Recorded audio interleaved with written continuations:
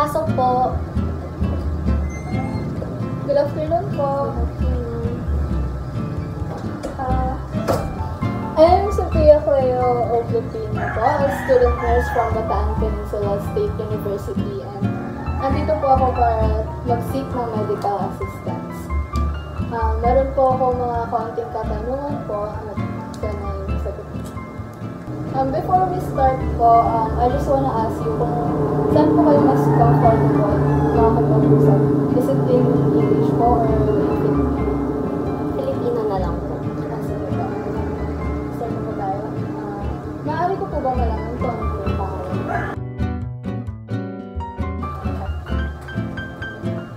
Saan po kayo tayo? Bagong bayan, Magkapataan po. Kailan po kayo pinanganak? February 13, 2004 po. February 13, 2000. Saan po kayo pinanganak? Magkapataan. Ilan pa po kayo? 20 years old. 20 years old. Ano po marital status niyo? Single po. May trabaho na po ba kayo? Wala po. Ano po origin niyo?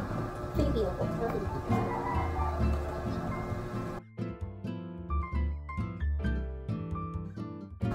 Maaari ko po bang malaman kung ano ang po ninyo at kung bakit po gusto niyo magpakonsulta? Lately po kasi, nagsusuka ako at mataulay, nanghihina at sumasakit yung tiyan. Madalas din po akong dumumi itong mga nakalang araw. Ano po texture ng dumi? Matubig po siya. Matubig. Kasi, Ilang beses po kayo sa isang araw nito? mga 5 beses po. Ang mga limang beses. Sa pagtusukan ko, ilang beses din po kayo nagtusukan? Mga 3 beses po sa isang araw. Kailan po kayo nag-start magdumi na malangkot at matubig? 5 days ago po. 5 days ago. Maliban po sa pagsusuka at pag-ginatamlay, pagkakaroon na matubig na pagdumi, ano po yung gusto niyo ipakonsulta? Wala na po maliban doon.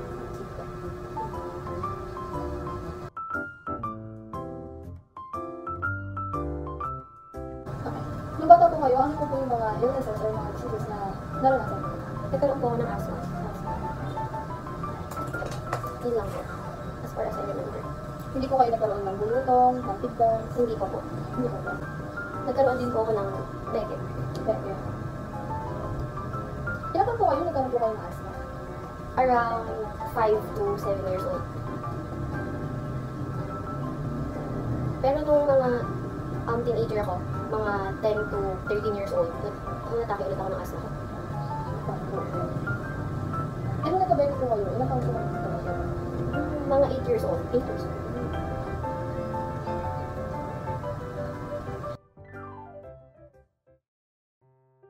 So ngayon po, dumako naman po tayo sa inyong mga personal habits. Maaari ko po ba malaman kung umiinom po kayo ng kape, ng tsaa, o ng soft drinks po araw-araw? Kape po at soft drinks. Coffee and soft drinks. Naninigaw po ba kayo? Occasionally. Occasionally. Mga ilang box po kayo sa isang araw? Mga 2 sticks. 2 sticks. Kailan po kayo nagsimulan ng gawin? 13 years old? Natry niyo po ba mag-quit sa pag-gawin po? Hindi pa po. Umiinom po ba kayo ng araw? Occasionally din. Occasionally. Kailan po kayo huling Last 5 days. last 5 days?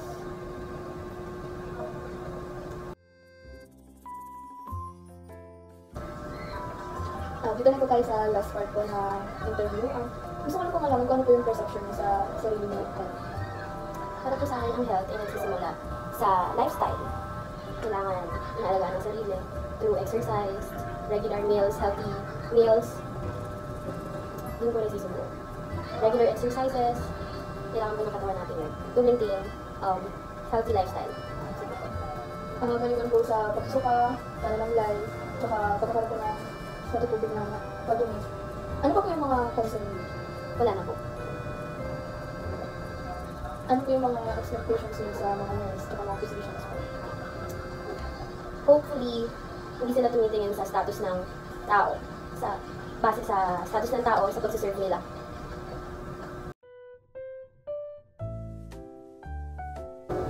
before ending the session po, gusto ko lang po i-clarify kung tama po yung mga informations na nakuha ko from you. Lately, nag-vomit po kayo, matamlay, sumasakit ang tiyan, matulis po yung pagdumi nyo, at 5 beses po kayo sa isang araw dumi, 3 beses po kayo sa isang araw. Based po sa medical histories nyo, nagkaroon po kayo ng asthma and beke. Nung 5 years old po, nag-asthma kayo, and nung 8 years old po kayo ay nagkaroon na po kayo ng beke.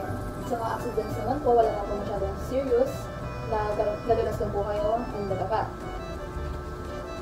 Sa family history nyo naman po, wala naman po nagkaroon ng sakit sa puso. Pero meron po mga nagkaroon ng high blood pressure, may stroke po, and may diabetes. Mayroon din po dito sa family nyo na nagka-asthma and diabetes. Ganun po. Ako. Thank you so much po for your cooperation. Nakakaasa po kayo na itong video po na dinidig na is for school purposes lang po. And hindi po nito may invade ang privacy. I will make sure po na hindi po ito makakalabas outside the school. Thank you.